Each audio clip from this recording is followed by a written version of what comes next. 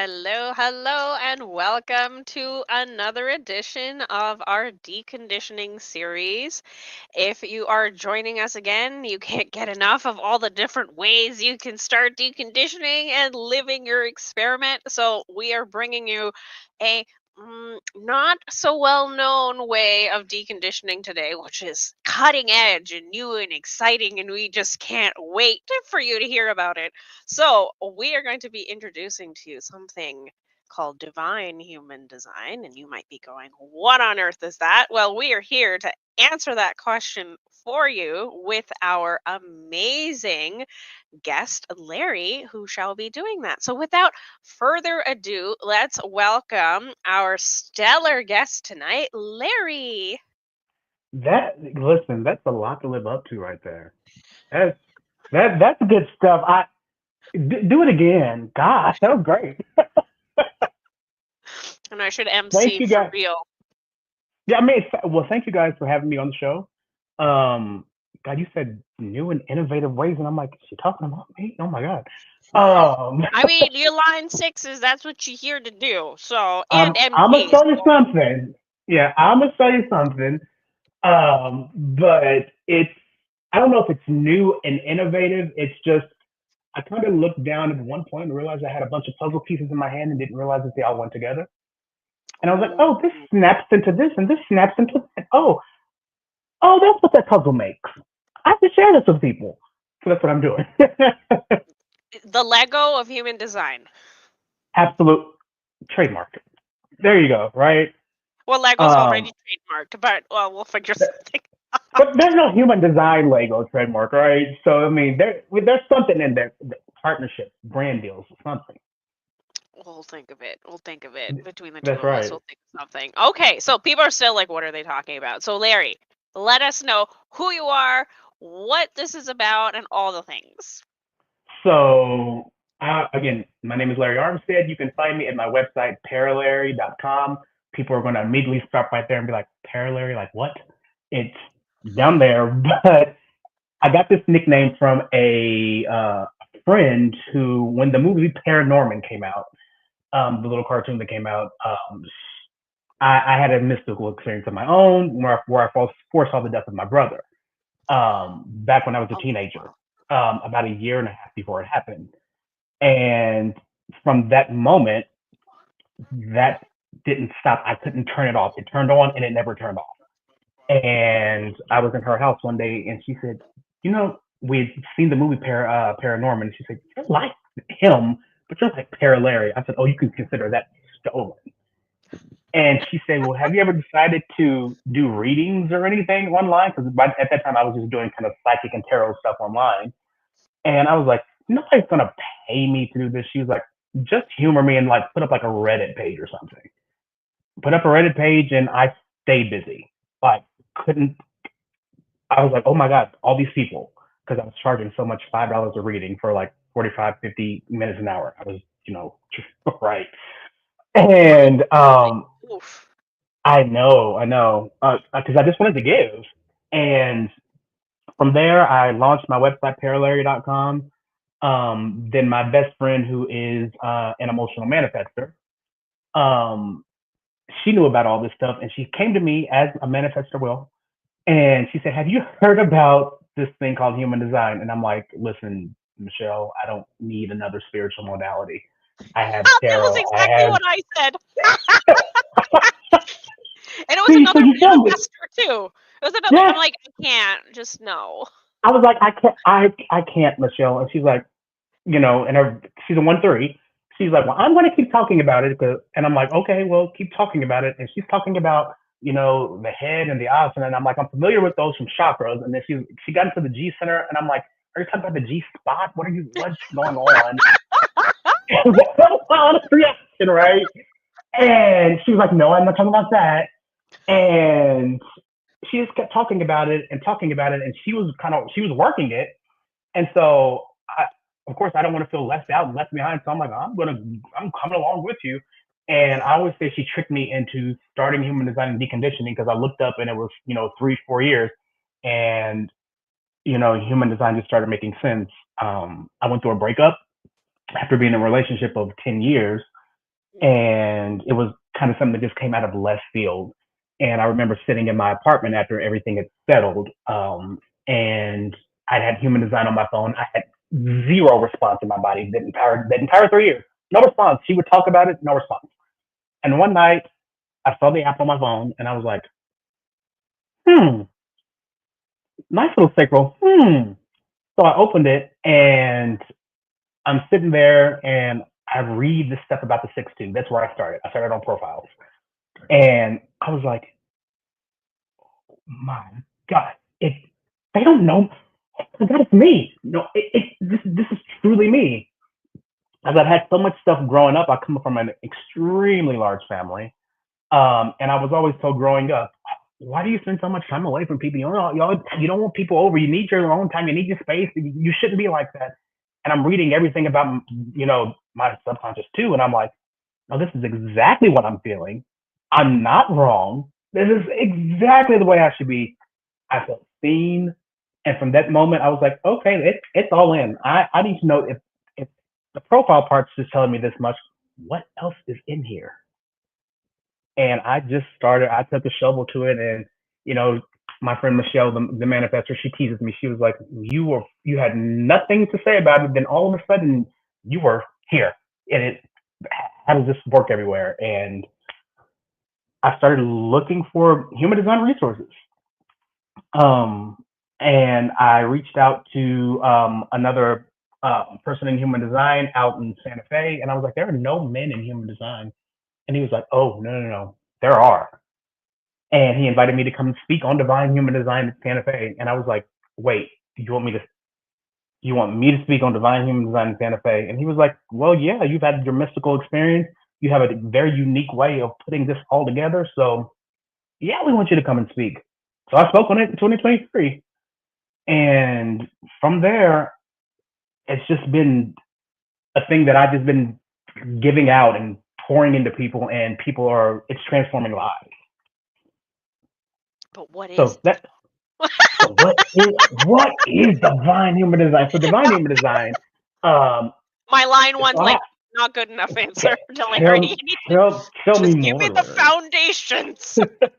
So for me, so again, I have a lot of mystical circuitry in my chart. And for me, the breakup was the catalyst, right? For me to number one dive into this arena of self love, but number two to bring all of the proponents of all my spiritual aspects and all the spiritual systems that I had mastered over the years into one big thing that I call divine human design. So when I'm looking at it, I was looking at a book called The Law of One. I don't Hmm. know if your viewers are familiar with it or if you're familiar with it, but the law of one, it talks about hearing a voice, and the voice identifies itself as Ra. And I'm like, Ra, Ra, Ra. And then I asked myself, I was like, what if the voice that Ra Uruhu experienced, what if this voice has always been broadcasting and we're just picking it up at different intervals? And so I'd also been a person that's been a fan of A Course in Miracles. Hmm. And so that was another one of my systems. And so I went to the beginning of A Course in Miracles, and much like the voice told Ra about, no choice and everything, same thing happens in the beginning of A Course in Miracles. This is A Course in Miracles.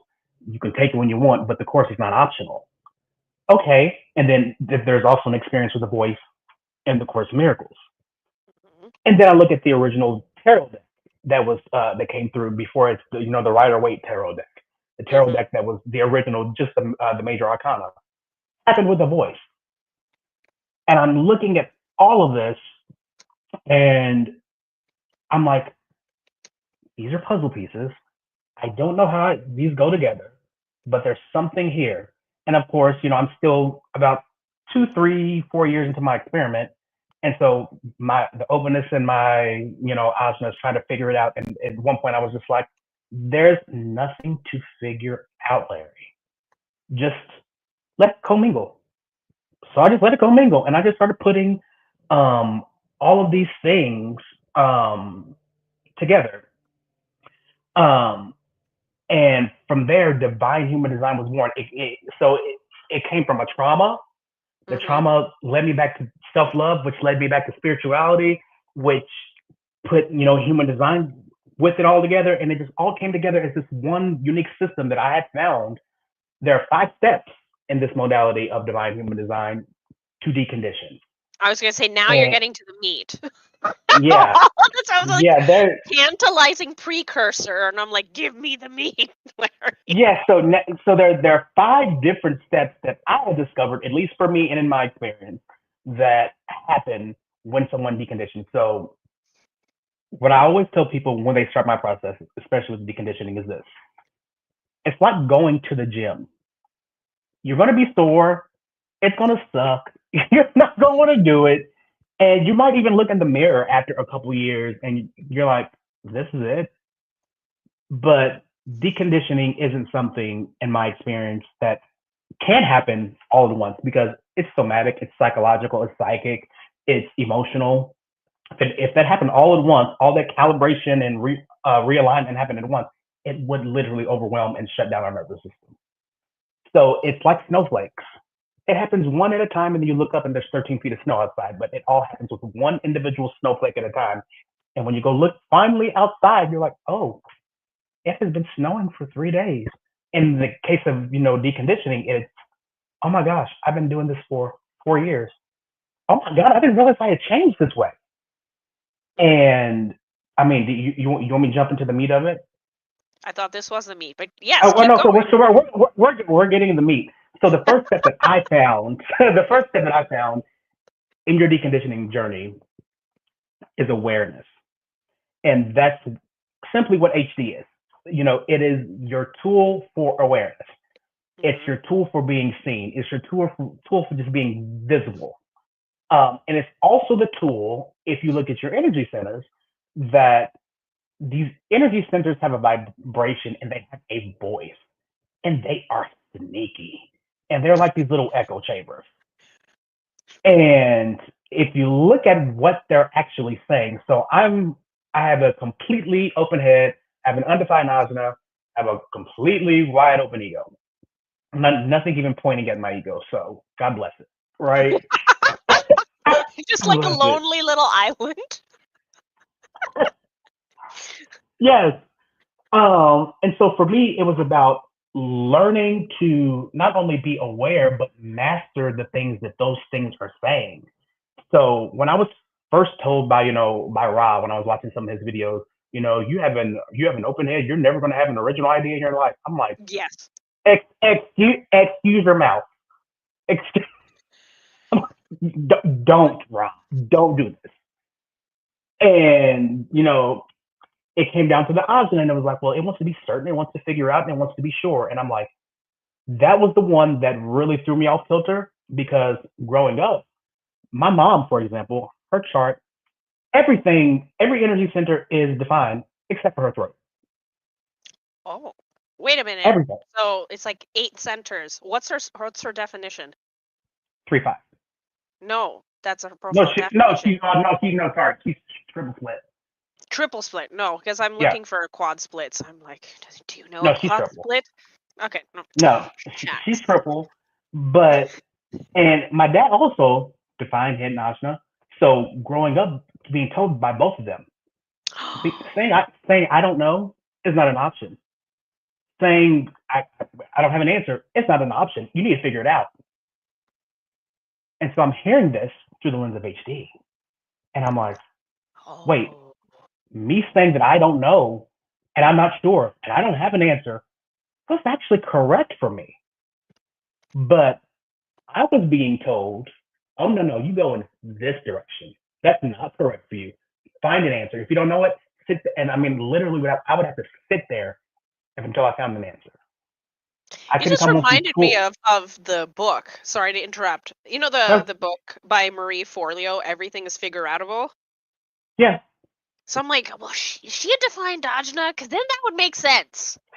yes, yes. And I'm like, so when I see these people like mom and dad, like her, I'm like, everything is, yeah, for you.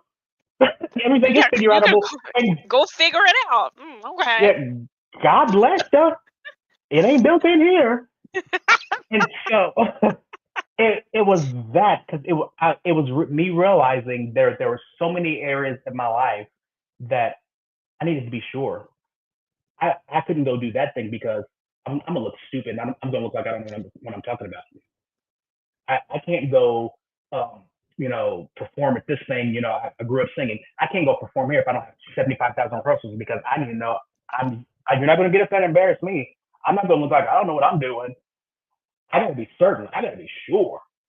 Um, and then, I would hear from my manifestor best friend, Michelle. I would be, I have all these projects because, MG, that I'm working on. And she was like, dude, you totally drew inspiration from this person and that person and this and that. And I'm like, I did not. That is mine. I love how she's just calling you out. Always.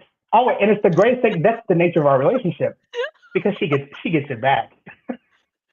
Um, and she's like, total dude, I'm like, she's like, even the title of that book that you were thinking about writing, part of that it came from, I'm like, it did, oh shit.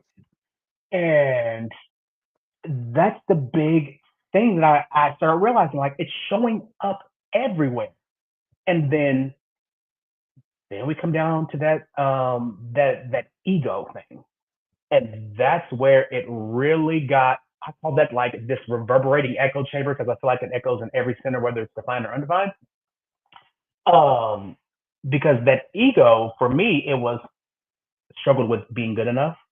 Like I am a gay man in the Midwest, a gay black man in the Midwest, where there is a Bible thumping church on every corner, and I grew up in that, being told that how you feel about things, how you feel about the same sex, it's a perversion and it's wrong.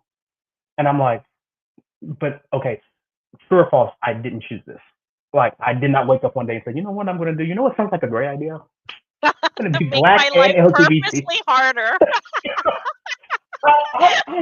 I'm definitely going to do this. It's And so much fun. so, give me more, right? So I'm hearing all Like that, I and relate. I relate. you see what I mean, right? And so I'm hearing all of this, and then I'm thinking, okay, I'm hearing like I grew up in a family of singers. I'm a great singer, and I'm like, well, but they're better than me. I'm not good enough to go up and sing with them. I'm not good enough to do that. I can never do what they do. So I gave my voice away. I stopped singing for years because I'm not good enough, or it's not going to provide any value. It's not going to be worth anybody. Nobody's going to want to hear that, And then it was, oh, well, just try to prove yourself by showing how smart you are and showing how intelligent you are. Prove yourself in other ways. And I look up and I had all of this trauma sitting in front of me. And that's when Michelle actually enters my life. And we start. She was like, "Hey, do you want to read A Course in Miracles together?" This is her. This is pre-HD for her. I was like, "Let's do it." And we started reading, and then she found HD, and then she was like, "Dude, do you know you have trauma?" And I was like, "I don't have trauma." She was like, "Oh, but you do." For me, I thought trauma, was me losing my oldest brother. I thought you were gonna That's say like trauma. me losing a limb, but yes, That, that's true. that's always the second thing I always say. But like losing an arm, being in a bad car wreck, I didn't realize that there were big T and little T traumas. Yeah, Ooh. I didn't realize the human experience itself is fraught with trauma. Our first introduction to it being ripped out of the womb is a trauma. That is how you are introduced into what we call life on this planet. Mhm. And every piece of life that you look at is traumatic. Being intimate with a partner is traumatic the first time, Mhm. even though it ultimately is something you might end up liking. Some people do not, but it's traumatic the first time because there's breaking of things and there's all kinds of things happening, and you realize that trauma is part of this. But you don't. But if you're brought up in an environment like I'm brought up in, you're not aware. Going back to that point one, that trauma is everywhere, and you have to be okay with it. But you have to be aware of it, and you have to be aware of what your centers are saying, whether they're defined or whether they're undefined, because they're helping you navigate this thing called life. And then there's the process of fragmentation that starts happening within the human and the psyche, and there are parts of you that are created to protect parts of you that are more vulnerable, and you begin presenting those parts. And there's this little version of you that's screaming out in the background, but no, what about me? And you're like, no, no, no, no, no. I'm I can't let that part of you be seen because the first time you were seen, you were hurt. So for me, the part of me was I became an overachiever. The year that Mm. my brother died, which is 1999, I didn't go to school for about a month, but I came out with a 4.0 GPA, had homework delivered to me, and performed. I never cried or mourned his death. I didn't even go to his funeral because I was like, I can't. I literally can't. But I went into this almost zone of just perform, just achieve. You're good enough. Grades will make this better. Achieving in school will make this better. And I realized, oh my God, that's a trauma. So Michelle asks, hey, why don't you go to therapy? And I was like, listen, Michelle, black people don't go to therapy. And I'm not thinking I'm not honest. Well, Yeah. I'm like we don't we go to church, get some Jesus, and it's fine. And she's like, why don't you try? So I went. And my therapist at the time, she was like, oh, darling, yeah, you have trauma and you have lots of it. And, HD comes along and it helps me to realize that number one, the awareness. Just be aware of what you're sitting in. You have to be aware of just the things and the patterns and the energies and the parts of you that are fragmented off that you are sitting in. And then number two happens. No. Accept. Hmm. Oh, right. These are the steps.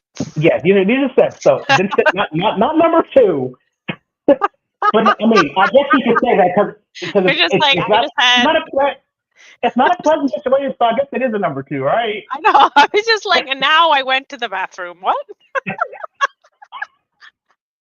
Okay, right. Steps.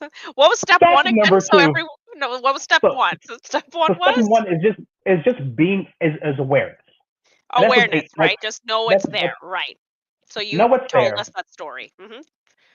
and then step number two is acceptance. And this is the Right. hardest part because Rob famously said, human design is for the kids.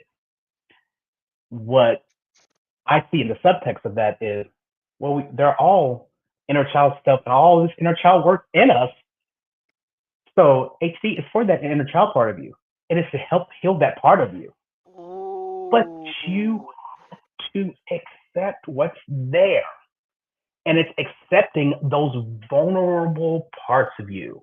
Those parts of you that you have kept hidden. Those parts of you that only come out in the shower when you know you're completely home alone. And or those parts of you that are just in the house with you when you're completely in your home by yourself and there's no danger of anyone coming home and seeing those pieces of you that just you let your hair down. Accepting that part, but accepting it in a place where it's not in a protected spot, right? It's making it taking away the part that is the protected part and making it completely exposed and vulnerable. And what I found is that the part of you that has grown to protect that is going to have a come apart. It's going to have a fit. Um, the part of me that protects the little Larry side of me calls itself the bear, and it's big and it's towering, and I mean, it listens with fangs, and I mean, this is how I see it, in my mind's eye, and it doesn't want me anywhere near little Larry because it told me, well, I can't trust you with him because the last time I trusted you with him, look what happened. Mm. Oh gosh. So now I have to kind of earn the trust of that protector part, but also the littlest part of me, that inner child of me, he doesn't even know that I'm an adult. He's still trapped in Mm. the trauma that broke him off at 7 years old. Mhm. So what did I do? I said, okay, well, okay, what can I do for you, little Larry? How can I accept you? And he said, well, I want to go to karate, and I'm like, something I always wanted to do when I was little. But there were 8 of us in the house. We didn't have money for that, and so Mm. I took him around to every karate studio in our tri-state area. None of them felt like home, but I was an HC at that point. I'm like, one of these will give me a. And I walked into one, and one was immediately 5 minutes. This is home. This is it. This is it. And that part of me, that protective part of me, said, "I'm going to trust you with this. I'm going to trust you with this. Follow through, because if you don't follow through, you're not getting access to him."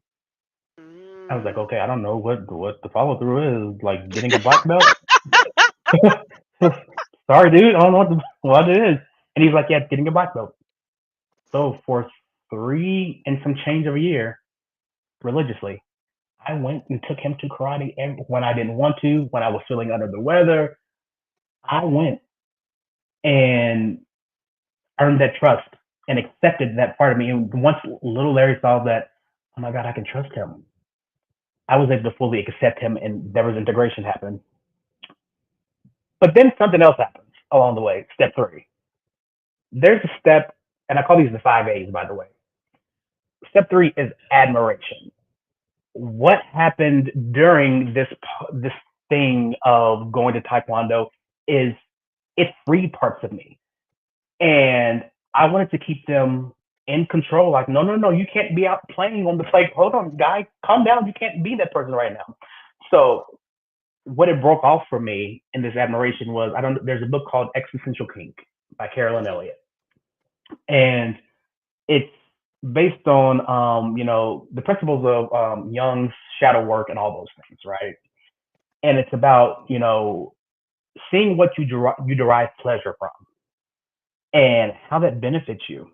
And I realized that one year before I met my fiance, who's sitting right out here making painting, um, I was watching a gay pride event on TV, and there was a part of me that just, it was again an inner child part of me that wasn't like out or accepted, and it was like, oh my God, look at those people with their rainbow flags on, and they're looking like and doing all this stuff and makeup, and I was just like, oh my God. So it was again going back and picking up. You're a self-hating gay man. Oh, okay, okay. That one didn't feel good. Hit that one actually brought me to tears, right? And I was like, I would never go out and be one of go to one of those events. And I realized I was trying to control like the ebb and the flow of that voice. And I was like, what happens if just for this instance I go in the opposite direction? I let this voice just come out and play. Go let it play on playground. Let it be as evil and nasty and as gross as it wants to be. Because it just needs to be seen. So I let it play. And I let it pass every judgment that it wanted to pass. And then it tired itself out. And then I found myself at a gay pride event, and I was like, I can do this. And I got out of the car with rainbow stuff on, and I enjoy being there because I let that part of me come to play. But that could not happen without the admiration aspect, without the getting off on what I'm getting off on. And there's some nasty pieces of us, some pieces of us that we would rather not have out, but that you have to trust yourself with. And that you have to just like kind of look at them in admiration and be like, you know what, you were created for a reason. There's a reason that you fragmented off when that you're a part of my experience and you're a part of my body and my way of thinking and my thought pattern. Instead of trying to keep you back or put a dam in front of you, why don't I just let you play? And then you come to step number 4, which is apostasy. And apostasy is surrendering though your sincerely held beliefs that you've had for your entire life. And for me, I was like, okay, well, if we surrender these beliefs that we've had, these not good enough beliefs, these I need to prove myself, these I need to figure it out, I need to be certain, what do I replace them with? Because there's now going to be a void there. What else Yep. replace them with? Right? And that's where A Course in Miracles circled itself back around and came in. Right? And it started with the workbook portion for A Course in Miracles. Nothing in this room means anything. I've given everything in this room the meaning that it has for me. I'm never upset for the reasons I think. I'm upset because I see something that's not there. Mhm. I can see peace instead of this. Um, all of these thoughts that came from A Course in Miracles, and I'm reading these things, and I'm like, You know what, Larry? There's nothing to figure out with them. You don't even have to like these thoughts. And of course, the miracles will tell you this. You don't have to like these thoughts. You don't have to agree with them. You don't even have to accept them. Just read them. Kind of like, of course, the mirror, kind of like human design. If it's not for you, cool. But give it a chance, experiment with it, see what happens. It was that same thing. It's the same narrative. It's the same voice. It's that same flow in A Course in Miracles. And it's the same flow that you find in the Law of One. It says the same thing, the same types of things, right? So I'm letting all these things come up, and I'm just like, okay. So it's not that I'm not good enough. Miracles are my birthright. I am very holy. I am worthy. I am loved. Okay. And I'm putting all of these things in, and where I would hear, oh, you're not good enough, there would be a gap there. I call it the breath. There's a breath. And you're like, I can never do that. I'm not good enough to do that. But there's a breath of awareness. And they're like, but hold on, wait. I can see peace instead of this. I'm love. So yes, I am good enough. So it's a little bit of neurolinguistic programming to take where you are and look at those beliefs that you have and surrender them. And it's one of the hardest things you're going to do, because there's a part of you that looks and says, I don't know who I am without these beliefs. I don't know who I am without having to figure things out. The first time that I had to say to someone, or they called me and asked me something, as a coach, as their coach, paying me, well, Larry, what do I do here? And I had to look at them and say, I don't know. I had absolutely no clue. Was simultaneously the most thrilling and the most shocking and the most liberating thing I've ever done in my life. Because I'm like, that feels correct. Because I don't know, but I'm going to force myself to try to figure it out and give an answer. So at that moment, that was a little piece of deconditioning, because people don't realize that deconditioning is happening in these little gym steps, right? You go to the gym every single day and you don't see the changes in you, but other people are changing you, right? And so I was like, I never thought about it like that before. When you start having those, I never thought about it like that before. I never looked at it like this before. That's deconditioning happening. And you'll look back over 4, 5, 6 years and you'll be like, oh, this is how it's happening. And then step five, there's adjustment. There comes this level off period, and everything you're like, I have done the work. You feel you're like, I've done the work. I, I'm healed. I've realigned. I am good. And you like, you're beating on your chest and you're like, yes, I got this. And then the waveform collapses on itself, and you begin your second phase of deconditioning. And it happens all over again. Awareness, acceptance, admiration, apostasy, adjustment. And then and then the waveform collapses again. And it just keeps going. But each time, I call it emotional and somatic archaeology, because it's like you are digging.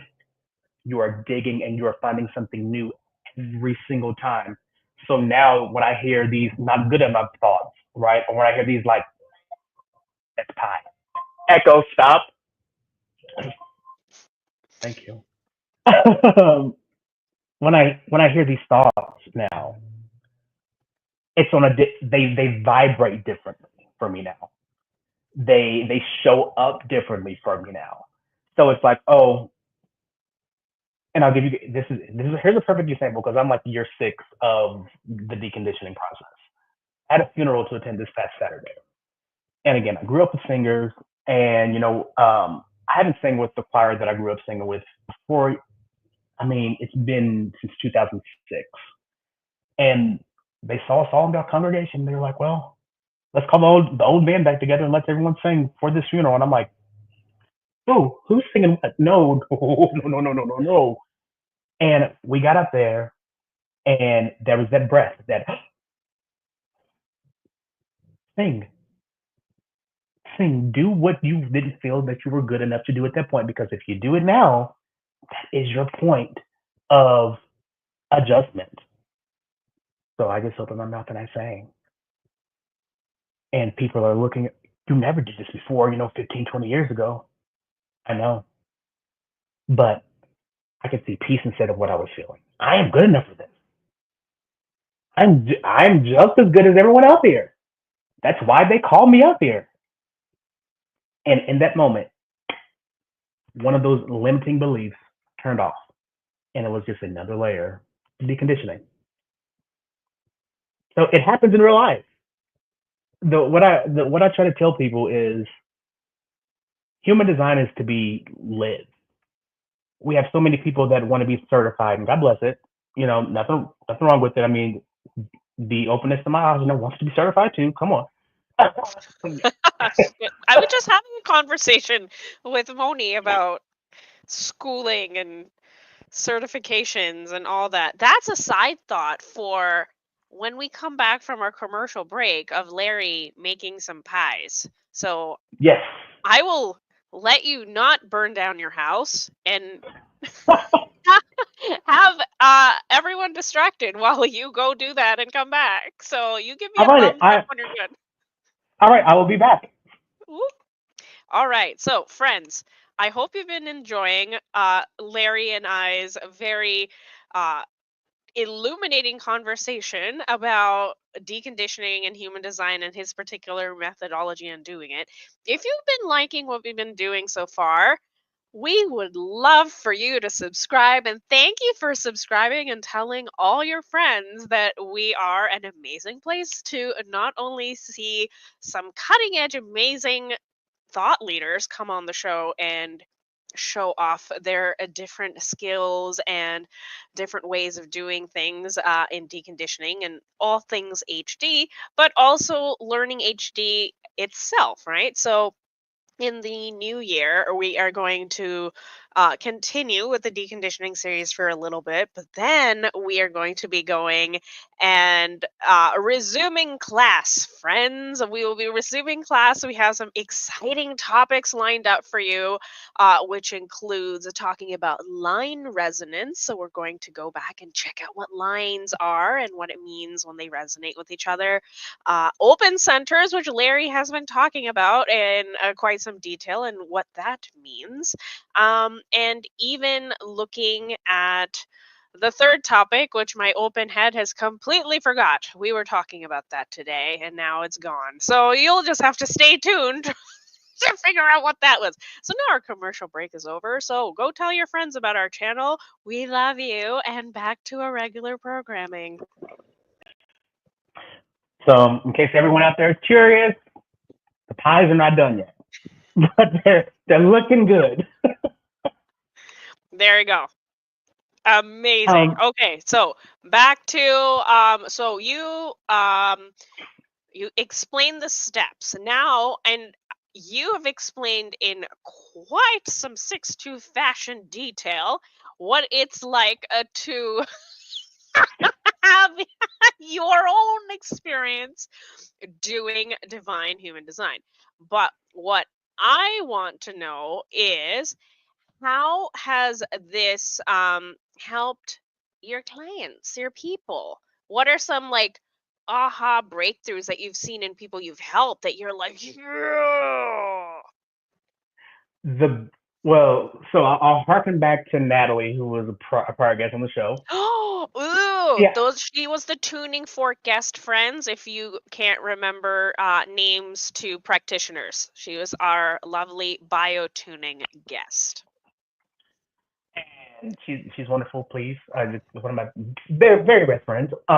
But um, she and I were talking at one point one day, and she was having some root pressure. Um, Some root and pressure. She has undefined root because, yeah, ego projector. yeah, and she was having some really big root pressure about just some expectations that she had set up for herself. And listen, I am the guy on expectations. I legitimately wrote a book about it before I knew what HD was. I literally wrote a book about using the power of expectation, right? And I said, Natalie, tell me what the things are.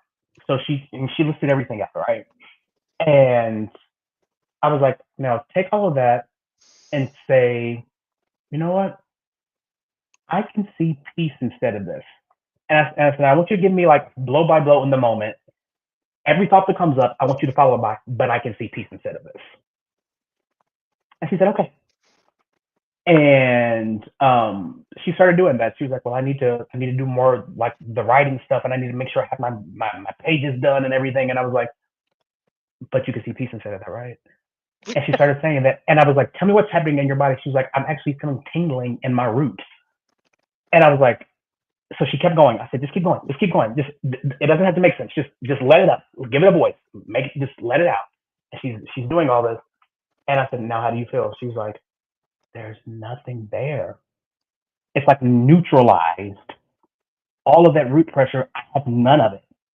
And I'm like, and that is the power of knowing the vibration of what your centers are, Mhm. what they say, and recognizing like the resonance in your body, right? Because if you can recognize that, if you're aware of it, step one, right? Then you can do something about it. And I've had that happen when I presented at, the High Desert Human Design Conference. I had a line of people come up to me after and said, I was done with human design.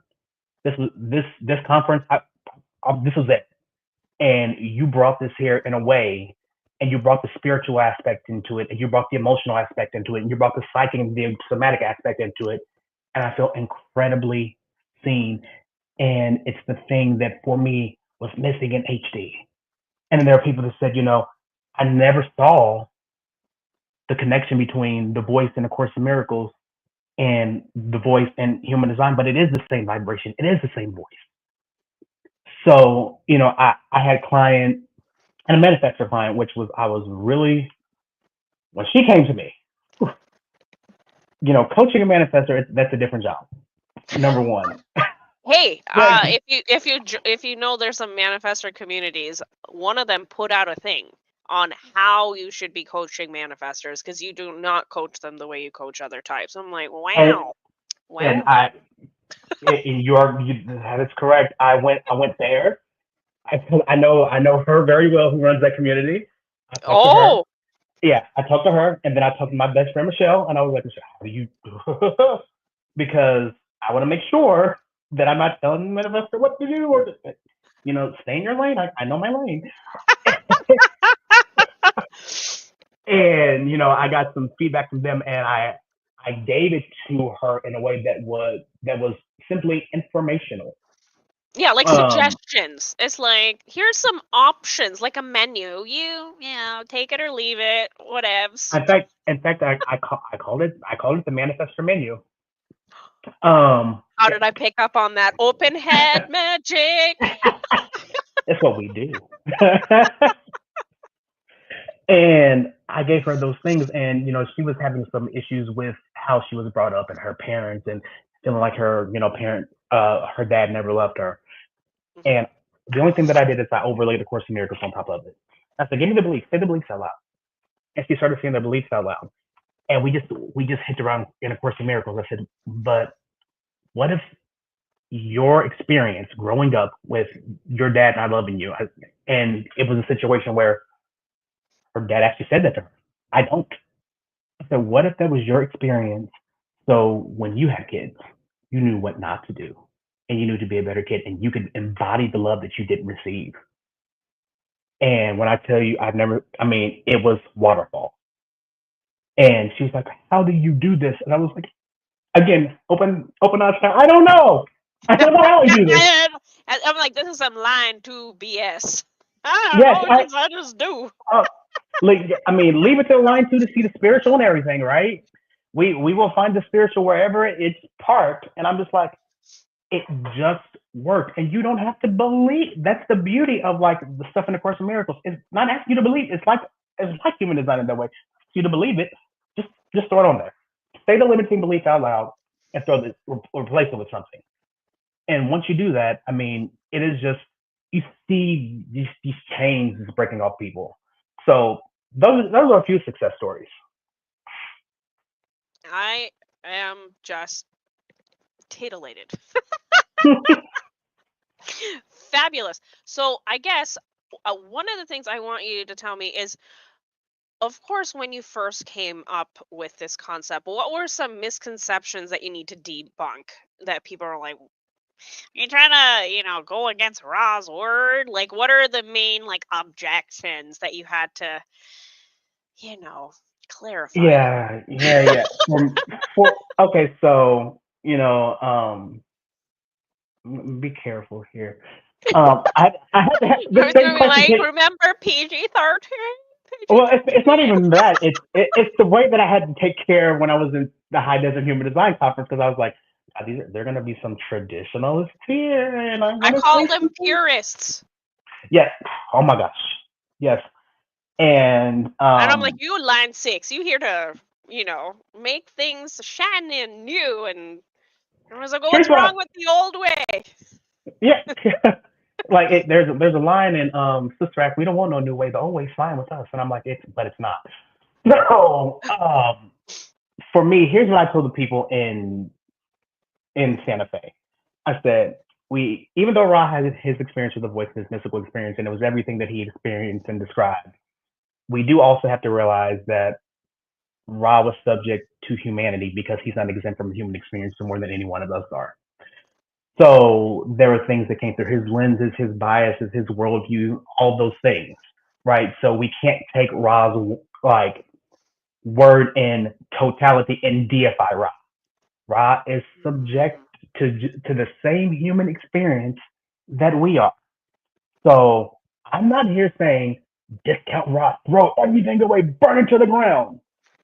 I am asking, however, for you to do some little archaeology and look at the subtext on the screen. Read the subtext, read the fine print, go a little bit deeper. Ra himself told you that he brought through what he was able to bring through before he left this planet. He brought through what his nervous system was able to tolerate. Does that mean that that's all there is?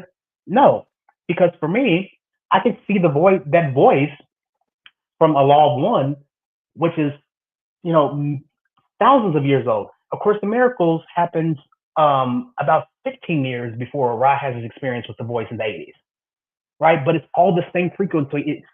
It's all the same broadcast. It's all the same voice. For me, it's like a rose by any other name will still smell as sweet. So put it all together. We have all of these pieces and all these fragments all over the place, and everyone's saying this is the right way. No, this is the right way. No, this is right. And for me, I'm like, what if it's all the right way? Touche. So that's how I answer that question. That's how I answer that question. Okay, exciting. So, what if someone is like, muy intrigued? And it's like, all right, Larry, how do you ease me into the bathtub? Run your body graph. Run your body graph. Run your body graph. At least Let know your chart. yeah. Let's start there. Right. Um. Let's look at your chart. Um. For me, my first step in was the profile, my profile. Hmm. But it's I was gonna say what you have a response to, but that's a very sacred thing to say. But it's about what literally I will say respond to, but I'm not going to say respond to in that very human design way. It's about what draws your attention, what's getting to you. But you need to have your body graph up first and just see what is it about this that is resonating. What makes this me? Where do I see myself in here? Where can I find Okay. some awareness? That's your first step, and it doesn't have to be anything like pivotal or crazy or anything like that. It's just where do I see resonance? Hmm. Where does this make sense for me? Because that's awareness. That's enough for you to have a shovel and start digging. Okay. Yeah. Magical. I'm trying to see what we. Okay, so I think we are ready for Larry to. Now I'm like, should I have ever agreed to this?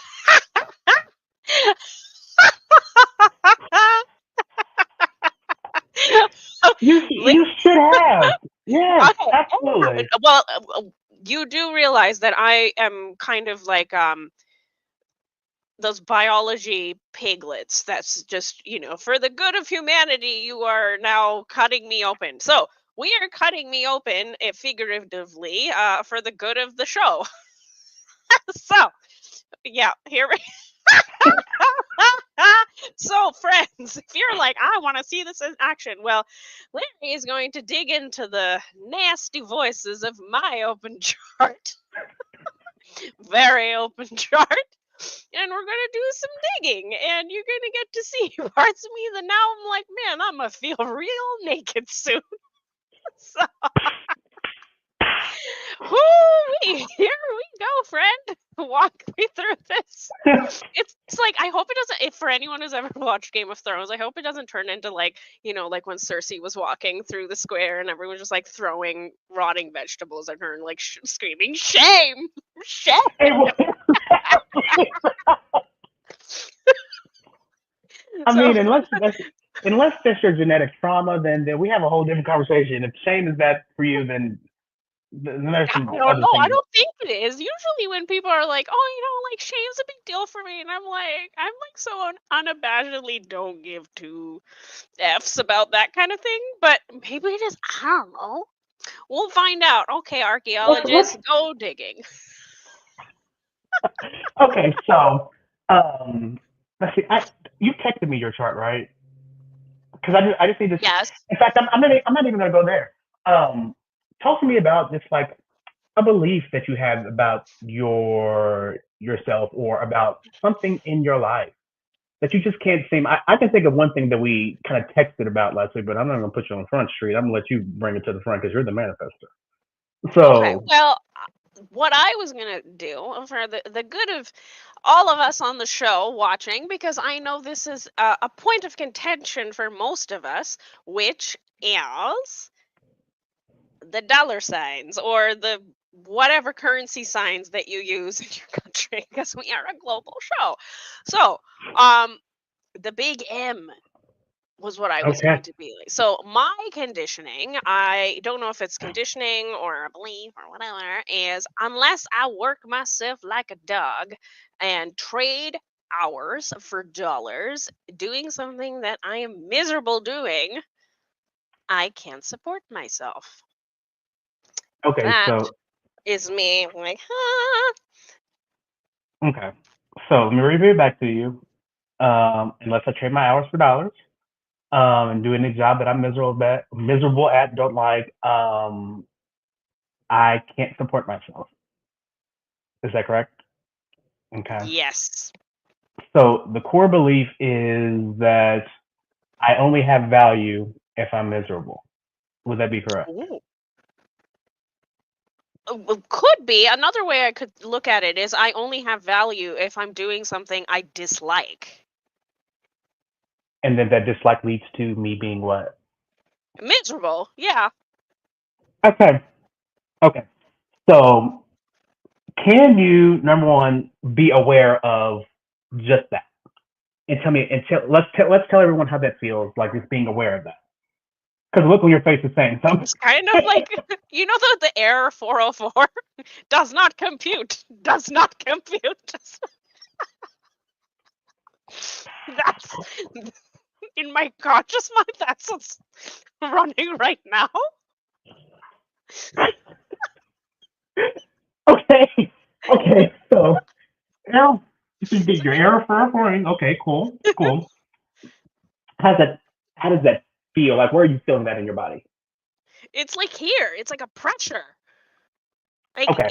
it's like here. It's like like I feel it turning into a little bit of a headache. Okay.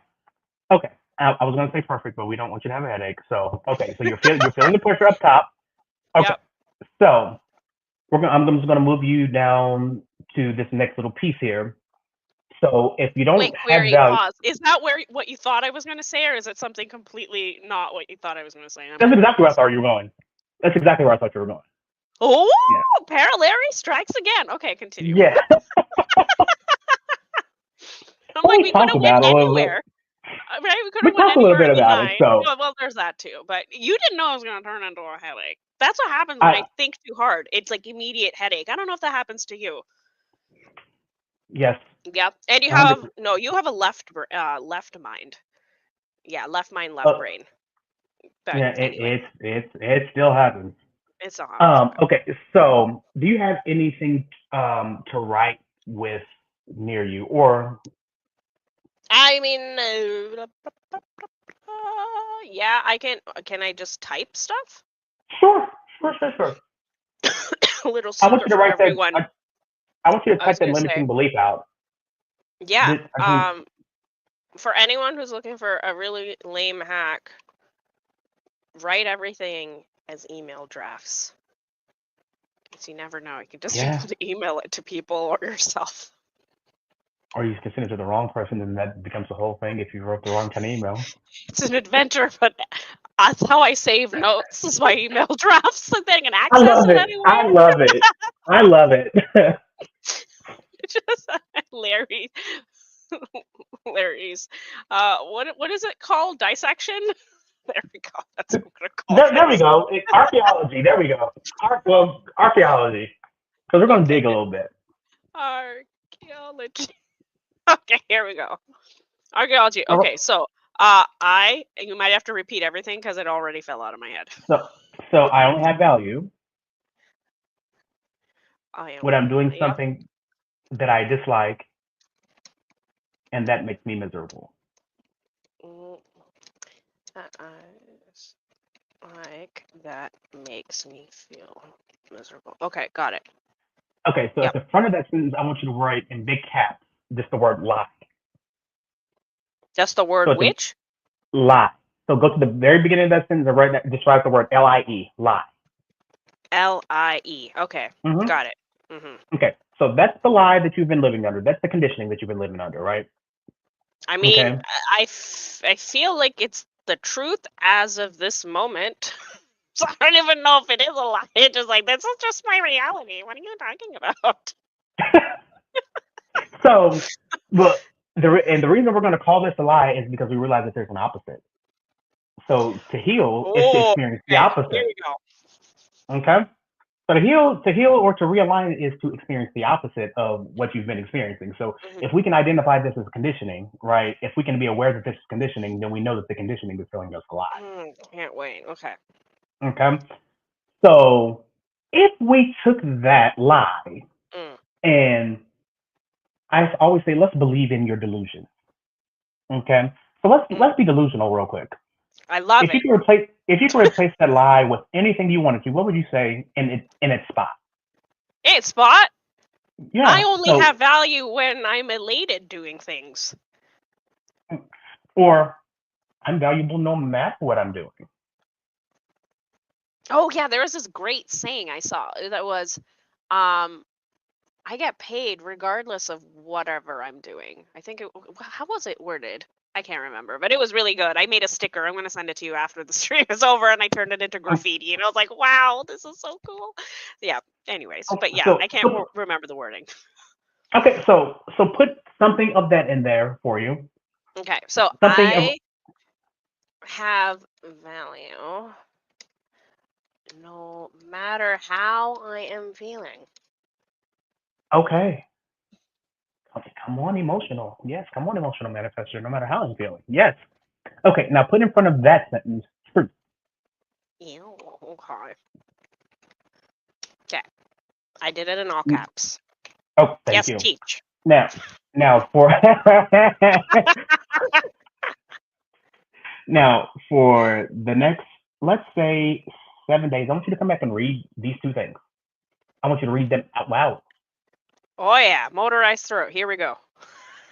I want you to read them out loud next 7 days, Read and then these on out loud. Like, do we have to do it like 3 times, 7 times, one time?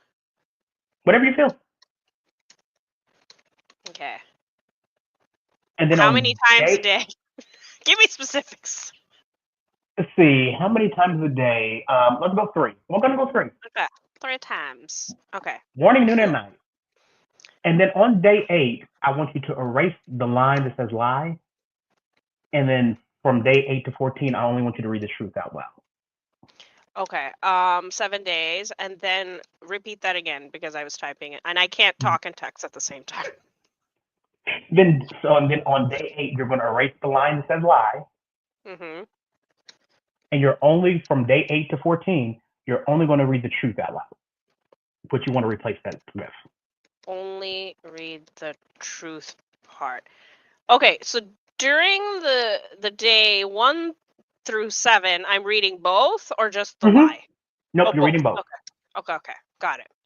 Neural And then pathways. Here we go. Okay, day 8, the lie disappears, and we only okay, read the truth out loud. okay.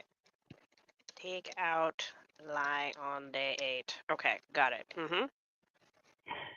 Then, so around that day 8, that week from day 8 to day 14, that's when something's gonna shift, and we can text about this, and we can do a follow up. I was We're gonna be live. like the immediate thing. I'm like, am I gonna like get really gassy? There's That's gonna be like this. that's like the first thought I had. I don't know why. Just, like, I just need a lot of I don't know why that would be upsetting the first place foods. that Like, you what's went. this? I'm gonna get gassy after this. No, that's the next step. I promise. I promise that's not a step. It might be. We'll find Um, out. stay tuned. Comment on our Instagram page if you want to know what happens.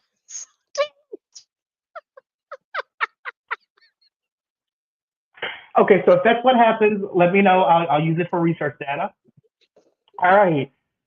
Then around day 14, you're Like when gonna. you have a massage, that happens. Does A it? really, really intense massage. Yeah. Like when people say I had a Thai massage, they're like, I was so gassy. And it's like, yeah, because it's like the energy moving out. What people say their names? Like, yeah, I'm not going to give out their names. These people said they got gassy after a Thai massage. Actually, to be honest, I don't remember who they were, but that's the you honest heard truth. it. But I You remember heard it that here part at first. least. You heard it here first. Now you need to. What's your homework? Go get a Thai massage. But anyways. So around that day 14, you're gonna start probably encountering. You might even get this on like day 8 when the lie disappears. You're gonna Okay. start getting some resistance in your body. Okay. This is the inner child going to start thrashing because you're asking it to accept something by giving up Mm-hmm. something else. So you're asking it to give up that entire thing that it's held for years. Mm-hmm. I mean, my inner And the reason child you're going to didn't. get resistance is I was gonna be like, this is a little confusing because I'm you like, what if this was you not an did inner well you did child thing? error. It's definitely an inner child thing. Because I'm like, I We're wasn't going working when I was a kid. Like, I'm a confusey. yeah, but where did you learn about your relationship with money when you were a kid? Oh, touche, touche.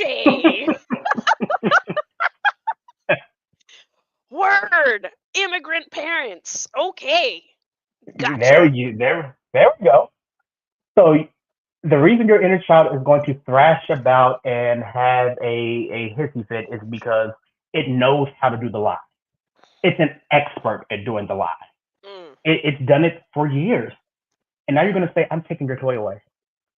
No, you're Mm. not. No, you're not. Mm-hmm. What do you put it in my This is hand? like the comfort blanket or like the pacifier. It's like not Mm-hmm. fun when you take that away. Okay, got it. Mm-hmm. And you're an expert at it. You're an expert at the lie. Mm-hmm. You're not. It's the truth. So it's going to thrash, right? But this is the part where you have to just be like, you know what? I can accept this. I can accept this truth. And it's sitting in the discomfort, and it's going to be very discomforting, rather. It's gonna cause a lot of it.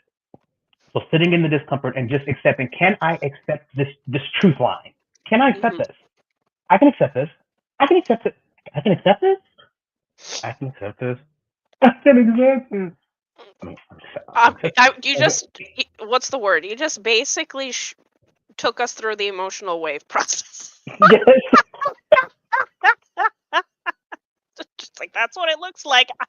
A visual representation of what Larry just Yes. said. That's the emotional wave process. Yes. 100% of that. Mm. Then you're gonna flip down to step 3, and these things are gonna happen automatically internally. Like Mm. I won't even have to follow up a text and do anything. It'll just start happening. Mm-hmm. There's gonna be a part of you that's gonna like that inner child that's thrashing about. You're gonna feel really confident. You're gonna be, yeah, I can accept this, and then it's gonna get really cynical, and it's gonna start speaking up, and it's gonna say all kinds of messed up stuff. No, you have to work, and you have to be miserable because you know what? That is what you learned, and that's the only acceptable way, and it's going to do that to you. Let it play. Oh, Don't okay. try to stop it. Don't try to stop it. Say, So okay, this is you where I want have my, mindfulness moment and just watch the let movie it play out. let it play. Okay. Let it ride as many rides in the amusement park as it wants to, Okay. and then it's going to drop down into the apostasy. Okay. And I'm going to give you a lesson from A Course in Miracles, right, to replace this with, right? And we're going to do with I see nothing as it is now. Which day is this? So this is going to be this is something that's going to happen after that 14-day period. This Mhm. stuff is going to start happening automatically in your body. Okay. Mhm. So this apostasy, once you start noticing that the I know this is the way you're going to do it. After your next step three, step four is going to be like, you know what? I see nothing as it is now. You don't Okay. have to accept that. You don't have to believe it. It don't even have to make Mhm. sense. I Mhm. see nothing as it is now. Okay. And every time any variation of that little angry part that wants to come out and play is, you know what? I see nothing as it is now. Well, I have to do something to be miserable. I see nothing as it is now. Mhm. But I have to feel I see nothing as it is now. Mhm. And then what will happen?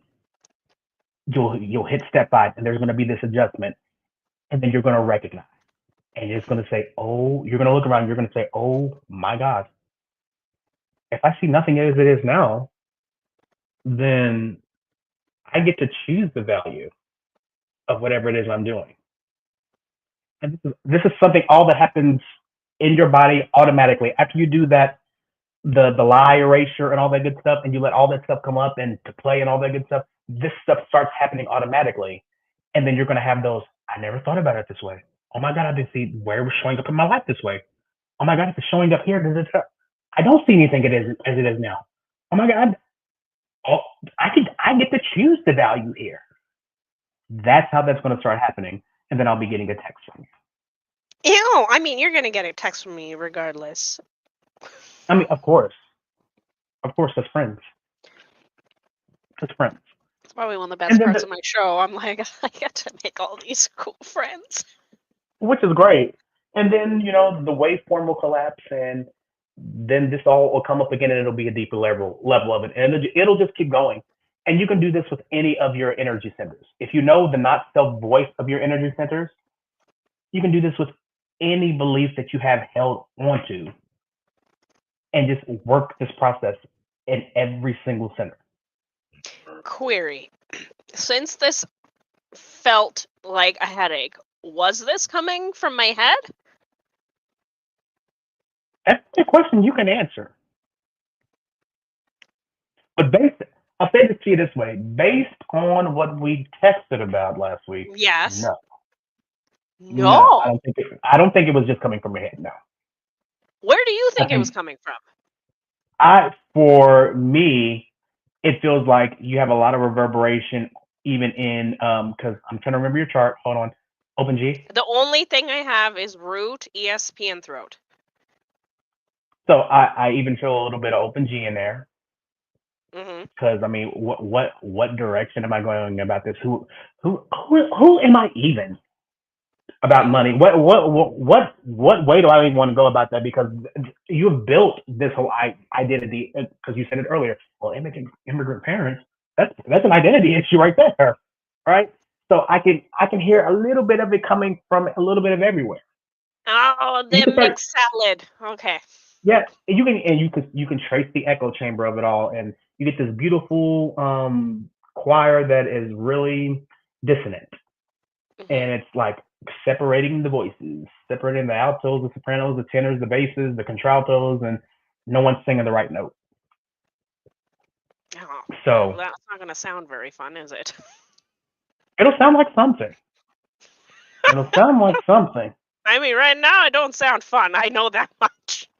Oh, that's the other part. None of this is fun, by the way. Going like doing this excavation and this archaeology, it's not fun, Hmm. but it is so worth it. It is so worth it. Okay. Amazing. So, I hope, friends, you are intrigued. I am certainly intrigued. Oh my, that was quite the journey. I was like, huh, I would have never thought to put it that way, but okay. Um, so Larry, thank you so much You are for welcome. You are digging welcome. through my open centers and such. So, if you want to be like, I want more of Larry, I am going to be dropping his links in the comments. So, friends, if you don't know, this is where you go find Para Larry, the amazing, Parallel is amazing. I extraordinary. love that. I love that. Right. All right. So here we are, and now we are going to get to the excavating of Larry's chart portion of the Oh gosh, and thing. let me check these times again because I can't miss this. Okay. So we're gonna take you off for a second. Whoop whoop whoop. And yes, so go check out Para Larry's website. Very excited to see how this experiment goes. Maybe I should be making some posts on Instagram. Talking about the journey of day 1 through day 14. That would be fun. So yeah, maybe I'll make some reels. I also have an undefined ego, so if I completely do not keep that promise, you know why. But I will attempt to keep it. We'll see how I feel. Let me ride out that wave. And that's what it means to be living your design, knowing what parts of you will do things according to your definition.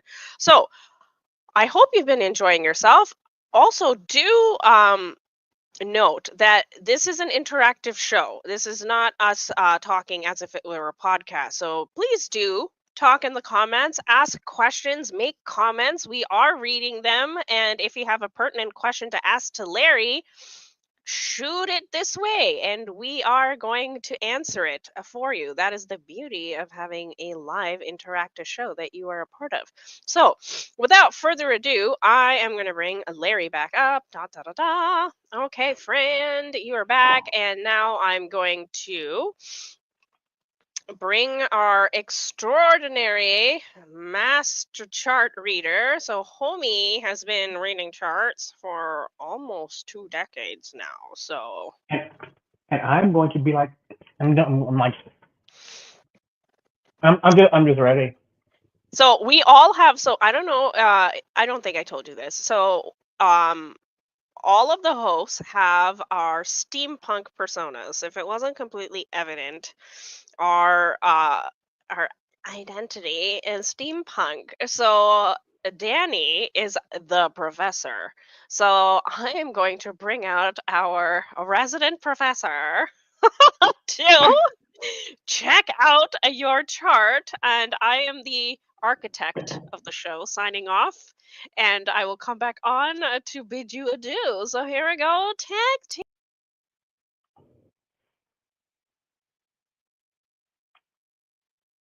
Can't hear you. There she blows. You should hear me now. There you go. Yeah, yeah. Rudy, yeah, I was hearing you and I put myself on mute just in case. No, I loved what you guys were doing. That was really Well, thank you. it's just so good, dig in and find that one thing to start with for them to just sort of decondition with. And I love the inner child work. I wrote down a little note when you said it that you brought it up so gracefully. I wrote down, yeah, the kid is always right. And this was double exclamation points. Absolutely, yes. Yeah, I His do the same. experience matters too. I do the same thing with the inner child. I don't explain it the same way you did. It was really eloquent what you said, but just I'd like to talk about that for a minute. But as we're going Sure. to go chart in a minute, we'll pull it up. But that whole inner child is, I've always seen it as this is your compass. What were you like when you were 4 years old? Because that kid, whatever it does, especially as generators, whatever that kid would have done, that was right. That was true. In other words, Yeah, like the kid is like this Jesus-y holder of the chalice, the holder of the truth, like this, yeah, the holder of the truth. And and it's just, and it never lies. It's always there. And I'm always able to point out to people, trust me, the kid does not want to care about this. You'll find out soon enough. The Fact. kid does not want nothing to do with it. It's like, The kid wants to just go play. Let them play. Quit being yeah. that parent at the playground that's holding them back. No, no, no, no. And you have a whole playground full of shiny equipment that they can't go play on. Let them go burn Mm, their butt on those old slides that we grew up with. That, where it's yeah. 3,000 degrees when you went down them. Let them. Do you remember your emotional wave as a child? Yes, Was it short-lived, usually 3 to 12 minutes long? Like, I'm going all the way back to 3, 4, well, 3 might not remember, but so let's say 4, 5, 6. So you'd fall into the thing, up would pop the thing, whatever it is, and then as a child, you basically ran it off somehow. So I've always 100%. made the guess that this emotional wave in the emotional, and you got most one of the crashiest of the crashes, so it would stand out, right? Yeah, That yeah. this bad boy, no matter what it is, tribal, individual, collective, that it would yeah, thank you, Moana, that it would do that it would just like filter through in sometimes minutes. Does that And your recollection? that is, I mean, and that's what, a lot of my family or even my friends today would say, like, God, you got over stuff so quick. I'm like, if you just let it run, absolutely.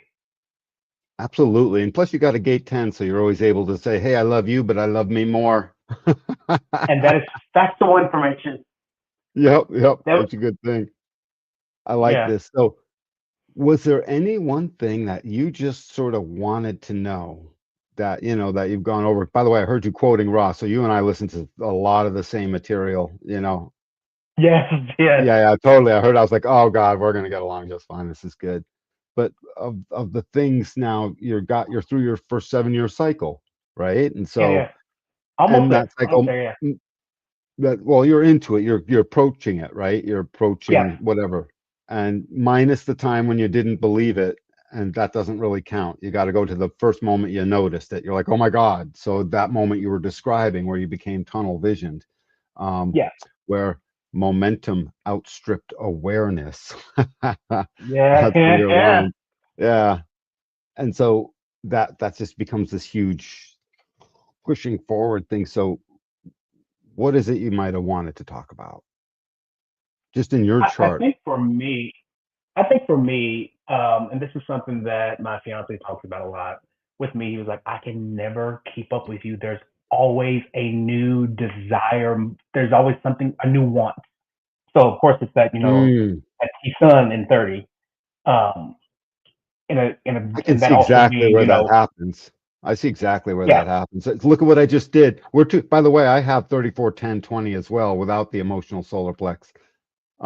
Yeah, yeah. So sorry, I just skipped ahead and cut you off. I skipped ahead no, you're and totally fine. skipped a step of being polite and letting you finish. um, No, you're totally fine. I see It's that exactly. it is making friends with the desire, and there always being a desire term, no matter what I'm doing. It's always there, and it has driven me crazy since I've been old enough to know what wanting or desire is. Do you remember the cruel joke Ra told about 41? He has 41 in an undefined root center, and he told his sort of cruel joke about it. The 30 is like, I'll cling to whatever you give me. I need scraps. So Yeah, there's a desire out of the 30, and the 40 is like, it's like that stingy kid that says, I'll give you one crumb, and it gives one at a time because it sort of squeezes it out. It's called contraction, right? It's pulling in. yeah, It's the yeah, maximization. It's like the I always put it at like the thing the guy uses to make letters on a cake. It's got to pressurize in a little thing in order to get the big beautiful thing to come out. And so it's only letting out one at a time. And so let's keynote these gates in the solar plex. If 36 is emotional nervousness over, like you said, you became a pro on expectations. Of course, when you said that, I'm like, oh yeah, that and guy did. Oh I mean, hell yeah, uh, there it is, right there. yeah. There it is. How to use the And you're not power of even a split expectation to def, get and what you want. yeah, and you're not even a split definition, and still hell yeah, Yeah, that 35 was like dying to manifest itself into the world. So if you take that nervousness of this inexperience of 36, that's got no hmm rhyme or reason. It's not this stream is not like aware like our individual and our tribal ones are. yeah, Um, this is just what 29 says. It's a constant outstripping of awareness through too much momentum, in a sense. And so you take that nervousness, you add it up with gate 30s, that cling, and that cling that's always being denied a little bit. Think about it. That bad boy's. This is a relationship where one is always and the other maybe ain't so much. You know what I'm saying? Yeah, This yeah, is yeah, what yeah. whole yes.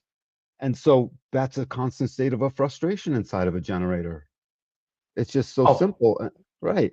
And then mhm, 55, it's in that sixth line, and we're approaching. I mean, your whole life we've been approaching this moment, if you think about it, mhm, unless you were yeah, born before 1961, but you weren't. And so, yep.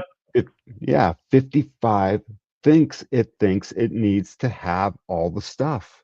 So it's unconscious. And So and you go can't ahead. convince it otherwise. You You're not cannot convince supposed it to. otherwise. So recognizing you're not supposed to, you keep doing mindful things about making peace with it, doing what the acceptance that is required of the clinging fire, fate recognized as an illusion, like you know, and just the acceptance of the limitation. It's like, okay, never mind. So that's got to be hard now that I think about it. Here I am telling It, you. Sorry, Larry. Tell us all about it. no, it's it's one of the things that I've had to I want mitigate or manage by active meditation. And when I say active meditation, I mean that's having a meditative practice Mm, where I sit and make stillness here, but also being able to access, and I call it my meditation artificial shore, no matter where mm, I'm at, no matter what I'm doing. mm. Um, because if I don't, it literally wants to pull me under. But You've yeah, no, you're recognized that have you recognized that shoreline is just as much about what your eye sees as being yes, at an actual shore? Being at an actual shore, I'm going to go ahead and guess is the best, essentially, or maybe in at least limited doses, but it's just your eye line has the sense of a shoreline. So yes, do you like and arrange your desk that way and your windows and your bed and things by chance? Cool. that's where I have always lived. I've always lived on the island between two cities. Mm-hmm. Even the city that I live in right now, literally the sister city is literally you go to my patio and it's right there. So Gotcha. I've arranged rooms like that. This is where I kind of pretty much hang out in the house, so I can Mm, have just a view of the entire house, but not have to actually be in the house. mm. Um, it's been like that my entire life. My bedroom in my parents' house is the same way. I could look out over the house, but I need to be able to put something in between me and the house itself. Totally, totally. And now that you've gone up on the roof, you extra sort of need that because that is looking out over. Those two things really go together. Um, so Yeah. there's another thing to add into this experientialness that's dying to get to the end of the road. This one right facing arrow. So I did some pondering. I did a little grayscale today when Moana sent me her chart. Because my arrows are the personalities are both to the right and the design are both to the left. That's my variable. In the Mm-hmm. box in the grid, it's the top right. If you've ever looked at the 16 Mm-hmm. variables, yeah, so it's the top right one. Mm-hmm. Um, and so with this one variable, do you do much with variables? It's like, I do a uh, little bit with variables, not a whole heck of a lot. well, It just right, look at rightness like it's just taking in. It's this mystical quality of just taking in. Ergo, I don't know what it's taking in per se. I can't tell. I can't whatever. It's not up to me. And the ocean of what it took in, it's data that it takes in, it's information, it's the truth, it's in your case, the environment. And as it takes it in, the only expression it really gets back is when you call it out because a cool thing happened or thought, or someone else calls it out of you. And that's not second mm-hmm. line calling, that's simply asking for it. All rightness is there to deliver the ocean of whatever it took in.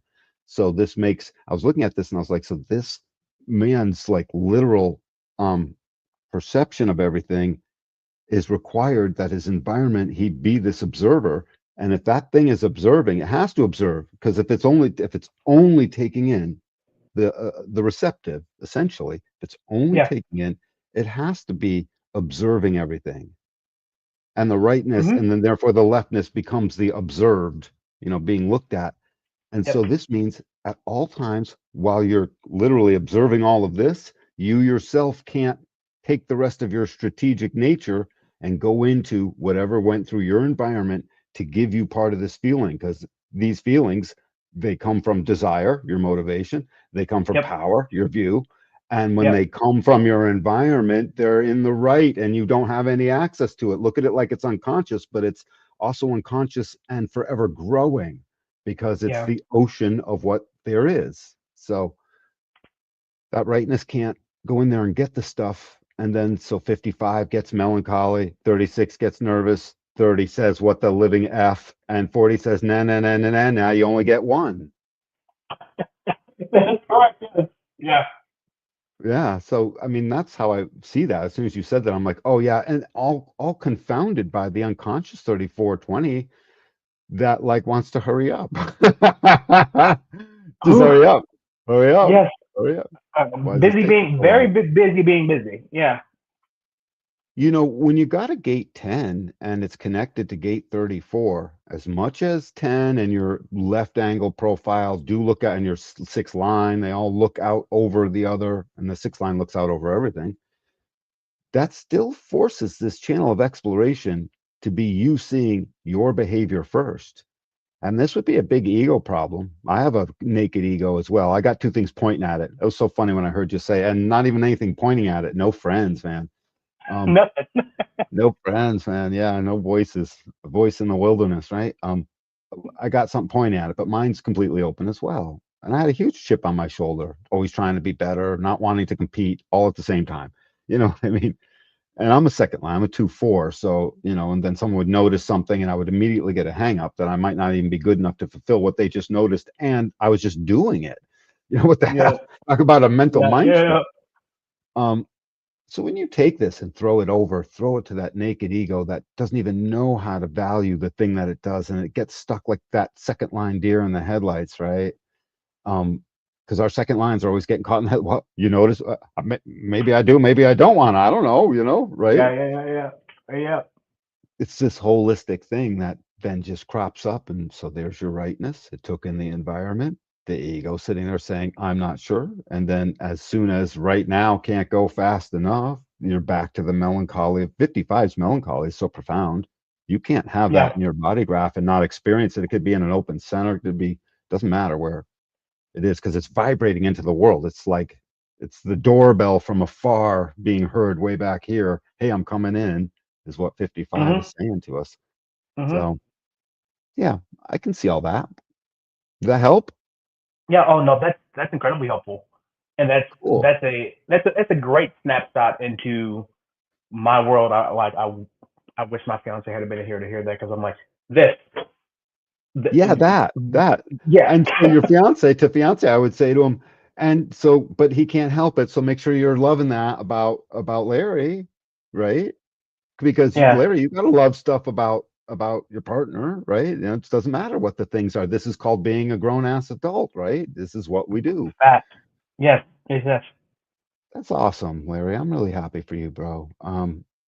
Cool. I wanted to talk about, I had some things as I saw this that I really just want to talk about. Looked at your Sure. chart right away and I said, let's revisit this notion that these upper placements are so important. Sun, Earth, nodes, Moon, Mercury. They're just Yeah. so important as I read through these on both sides. And so the industry man, this profile is as you do, yeah, you're all that's a lot. That's a lot to ask. Yeah. Very much so. That in particular, and I've not met a lot of industries. I will be completely honest. I have looked for us, and I'm like, we are like, we're hidden because Mm, even at the conferences, I don't see us. I see vessels of love everywhere, and I don't see us. right. But for me, it always feels with the industry like there's always someone needing or pulling or wanting something. Larry, can you, Larry, would you just listen? Larry, if you could just, Larry, if you want, and I'm like, leave me alone. And then we go Wow. into the aloofness, and I'm like, I just legitimately don't care. Mm, So, I yeah, can totally see that. It's the constant pulling in. Well, this charisma it is incredible as long as it knows how to get in and get out. because 10 That's minutes later, it's not powerful. charisma no more. It's an active voice that won't shut up, or some energy that's just not in tune with whatever the other is, and just all that stuff. It's me too. The same thing. Yeah, Got to yeah, learn to get yeah. in and get out. You and I both have fifth line nodes, which is kind of interesting. Um, so anyway, I take a cross. You pull crosses apart much? I have, yeah, Okay, so these are fascinating things to pull apart, right? yeah. Because what was the teaching? The teaching, and it ends up being so true. It's like, folks, I can't quite tell you how tightly wound and bound you are to these incarnation crosses and this movement through the nodes. Don't think you're unhitching yourself from that wagon. This is how you Yeah. come to know yourself. And so if you take 30, line 6, I jotted it down. Um, the enforcement and the confusion, and you run that up against the 34-2, the momentum and the dogmatist, what you get is, because whenever you're reading an incarnation cross, the first thing you do, if it's a left angle, the first thing you do is you go to the foundation, right? The Hmm. phoenix, the sleeping Yeah. phoenix. So that my daughter was a sleeping phoenix, just a guided missile. Just no rhyme or reason to that. You can't ask them to be anything but like a busy little guided missile, and they are always trying to rise. They're hungry to rise, ego or not, emotions or not, doesn't matter. The phoenix just is dying to claw its way up. It's almost like Yeah. it's got the channel of transform. It's almost as if it's like a supplement for the channel of transformation sometimes, and that's what happens. It transforms. And so for you, then you go through the fates. So this is the lens of this industry cross seen through fates. So it's totally Hmm. got all this mystical quality to it. It's Hmm. loaded with it because what the hell is fate? I don't know. I mean, so to prove it, right? Prove it. Write it down. Yep. Prove it. Does it weigh anything? Can you show it to me in a slide? Um, you can't prove it. You can experience it, and that's it. And Exactly. that's yeah, that's a mystical aspect of us because in our experience, we don't know what it is. You certainly don't know what it is. You got a 21 that says, I'm only empowering right now, or else I miss the experience, you know? Um, Correct. Yep. so so you take these gates and you literally have to look at them through the lens of what's in the sun, of course. And this, so then the fates as it moves to the juxtaposition, I mean, through the juxtaposition, the fourth line juxtaposition colors what is this 30 in its transpersonal left angle process. So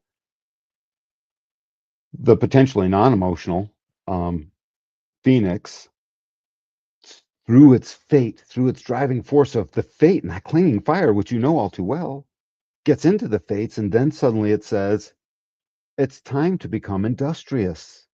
It's just time to become industrious because if 34 and 20 are busy, and they're busy right now, and they're right now real fast, and which is an archetype of a manifesting generator, and then the 30 and the 29, and the 30 especially clings to the fates, and that one was enforcement. This is the guile essentially to enforce the things that the clinging fire will be experiencing or not. And it's your binary to go back and forth between that you do this. And what was 20, what is 29.6? That's the confusion. That's the one I Hmm. quoted earlier. Yeah, when the momentum outstrips awareness, it's like because the abysmal of 29 out of the sacral, the top of the sacral says, I don't know, I'm just responding, but apparently I get stuck saying yes. And Yeah. yes can All mean a hell of a commitment, right? that is the bane has been Yeah. growing and just experiencing that saying yes, that gate of saying yes, Have you and gotten any even good at people. saying no yet? Yes, yes. Okay. What has happened is even when saying no vibrationally, people hear yes, You guys and are stuck with it. I know it's true. yeah, You know, with the and anticipatory, like, but is there but, right. I can see yep, that. yeah. It's always someone. Okay, you said no, but how do I make your no a yes? Because it's only really important for me, and Yeah. it involves me again. This is and part of my process is having to be a royal, you know what, to people. Mm, and that's the only way people vibrationally snap out of that hearing that vibrational yes, and they actually hear, oh no, that's the boundary of a no. right. Got it. Have you tried informing people that you're a generator? It's not the Oh easiest yeah. thing. Okay, but oh, good. Yeah, I figured you would. Yeah, all Right. right. So then it just gives us permission to start easing ourselves into because the language we use is what you were doing it with Moana. The language we use conditions us, right? No question. Yeah. The words. Have you noticed, off track here, have you noticed the world's vocabulary and just the syntax we use is not set up for the nine-centered awakened being yet? It's just not. I don't ever think it's gonna catch it. One day, I have incredible hope. I can't help it. Um, I mean, with everything ahead of 2027, and my hope is for the little Ray children that are coming that are gonna hopefully nudge this in the right direction. well, the autistic child and the Down syndrome child certainly draws communities together. But Hundred this Ray percent. child will appear a bit as this, but it's sort of, I mean, that will be quite different. So it won't be the same experience for mom and dad. Mom will likely notice it first, obviously, it comes out of her. Um, Yeah, this is going to be a weird time because, it's gonna be yeah, a very yeah, strange time, especially with I don't know. I don't want to get I don't want to freak people if they haven't read a lot of or listened to a lot of the stuff from regarding 2027 or mhm. even the stuff Well, from just say the cursory stuff. yes. If you Yeah. haven't listened to a lot of that, it could seem to freak you out. Especially when I listened to a when I was really like in the profiles and Rob was like, the 6-2 is going to be very important and you got to show up and if you don't, you're going to die. And I'm like, I mean, this is like at the beginning of my journey, right? So just knowing and hearing that kind of stuff, it's not for. It's kind of it's some deep dive kind of stuff. If you were really going to embody everything, On a practical surface level, it's pretty much this simple for maybe the next 50 to 100 years because it's going to take a while for these kids to get, let's just say 50 years to play it safe. The practical thing will be, oh, this seems to be increasing, and these children are incredibly different. And I think it would be our job to make sure we get the parents that are open, or at least the societies that are open to see, hey, get three of these kids together so you can see they have a new quality. They're not quite us anymore. yeah, because that Because that's pintos the that hard that part. we brought up with, it's not gonna be applicable. It's not gonna work in the same way. Right, it won't work in the same way, but just to get those measurements going, you know what I mean? Because that's what we humans do. We measure stuff. We can't help it. We're little freaks about it. And we have Yeah, I, and their I goes away. You know what I mean? So it's again, it's just another binary. It's no different than coming from Cro-Magnon into I mean from Neanderthal into Cro-Magnon, from five centered into seven. So yeah. and we ditched seven. So I'm so glad we're out of that seven-centered way, dude. You and I would be so bored to death if we went back there. Can And you I look imagine? back at I look back Yeah. at some of that stuff, like with some of the spiritual practices that I've had to apostatize, right? And I'm just Hmm. like, oh God, I was there. I was in it. I was all Hmm. in, but it never felt comfortable. It was always like putting on an outfit that was always like 3 or 4 sizes too small, but you force yourself in. Yep. Yep. That's the thing. The kid is right. The kid told Yeah, you over and over, told me too, over and over. Um, yeah, hundred yeah, percent. that's just incredible. Well, again, it'll be like just sort of watching that. So anyways, to understand this industry and just to understand how tightly bound we are to these things and how important it is, you put the variables together, you throw in the actual motivation if you can, and then so loaded with desire is this industry, and the desire is to lead. The desire is to not lead as in be in control, it's to make it happen, to push the dang thing along, and it is in Yeah, complete harmony with the power of your view, right? So who's yeah. winning, who's losing, what's the scoop, how's that all working? So you're always witnessing your industry is always going to be basically busy, feeling called into existing within the outstripping of awareness through too much momentum in a safe way. Mhm. Ricky Bobby said, I want to go fast. And all he really needed was a good team to make sure his car was always in one piece. And it was essentially safe enough. He outstripped his awareness or other people's awareness with his momentum. It's the same thing. You get to go fast. This thing wants to have the satiating feeling of quickly moving into whatever. And the desire is, let's get this show rolling, folks. I gotta, let's, it's always about saving the world. Yeah. This is, Un- is that the primary desire? I have desire as a motivation. Would you call that? I call it that. The primary motivation of my desire is to save the world yep. Yep. I'm somehow. like, how does everyone not see this? How can you not see this? Right. Look, Yeah. How do yeah, you not see it? How do we not see it? And then the thing we got to brought, how often do you have this little daydream? It's like if I were in charge and suddenly got all the answers, I would take this because that's what like this, at least 4 times today. yep. Same here. Same here. It would fix it all. Yeah. And you should maybe start a think tank and go ahead and tell everyone, we'll charge everyone $1 million an hour to come and tap into whatever comes out. And then get out as quickly as we got in. And then get out, Yes. get out. Right. Yeah. You got an hour. That's all you got. Talk. Correct. Um, Yeah. so I always end up putting the gates together and the lines, and I watch busyness that needs to be called, and I watch 29 that is hungry to get into the state of outstripped awareness. And even though it gets fatiguing, it's like it's not supposed to not be fatiguing. You're supposed to find out where that is because ultimately, this is the generated portion of what is now moving to the end of this whole experiential process.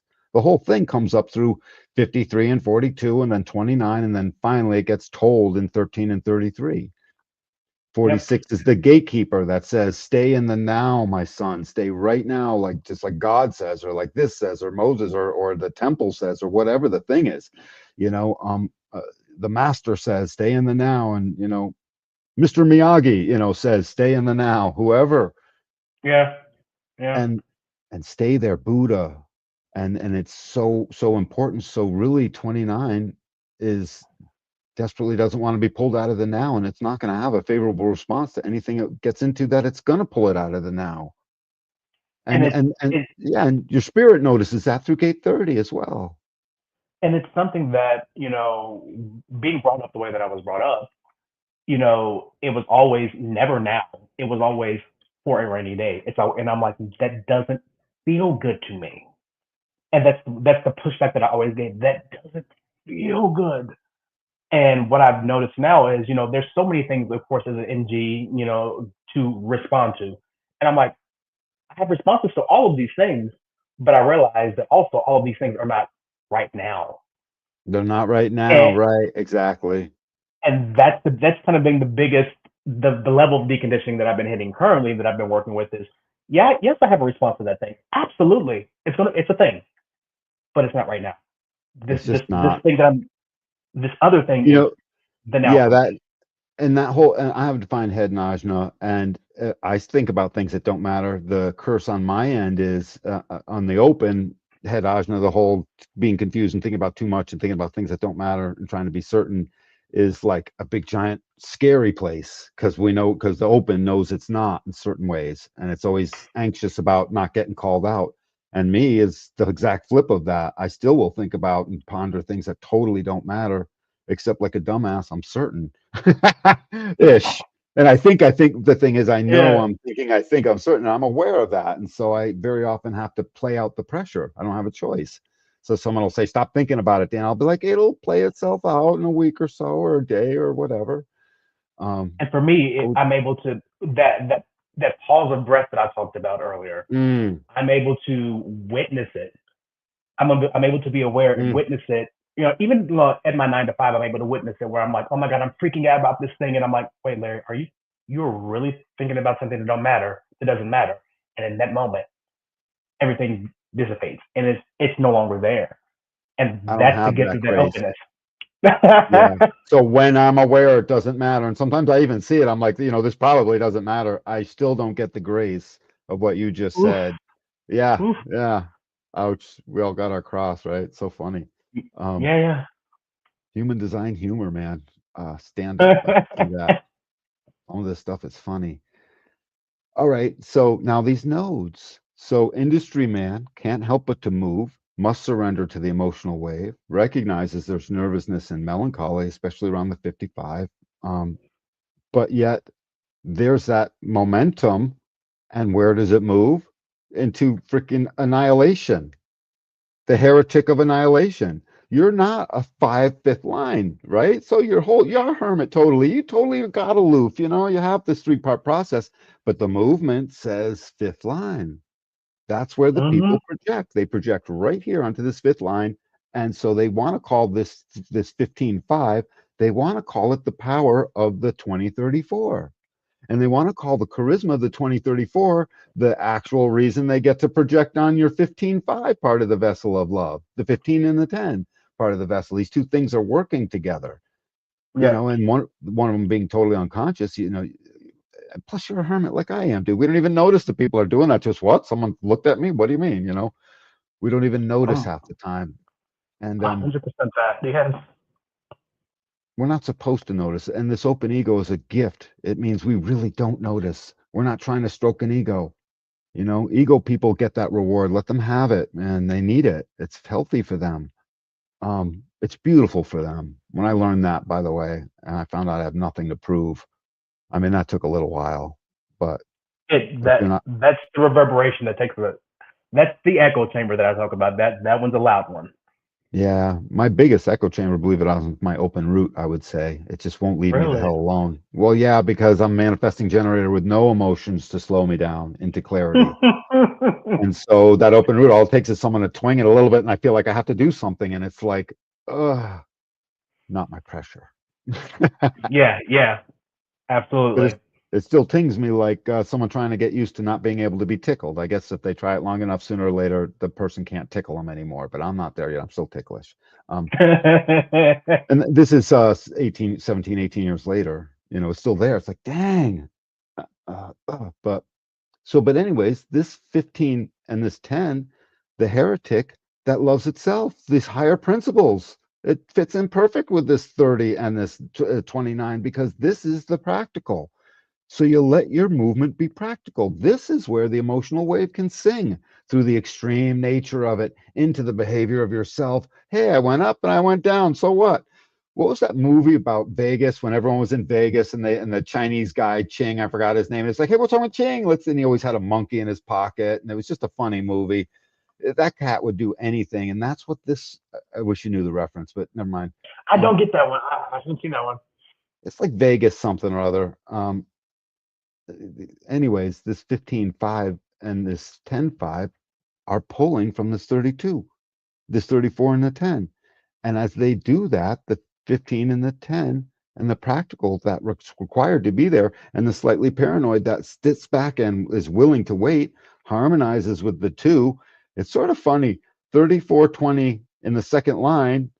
Um, there should be an eraser over the second line as it relates to this in a way. What do you mean go away? I'm in the middle of it all.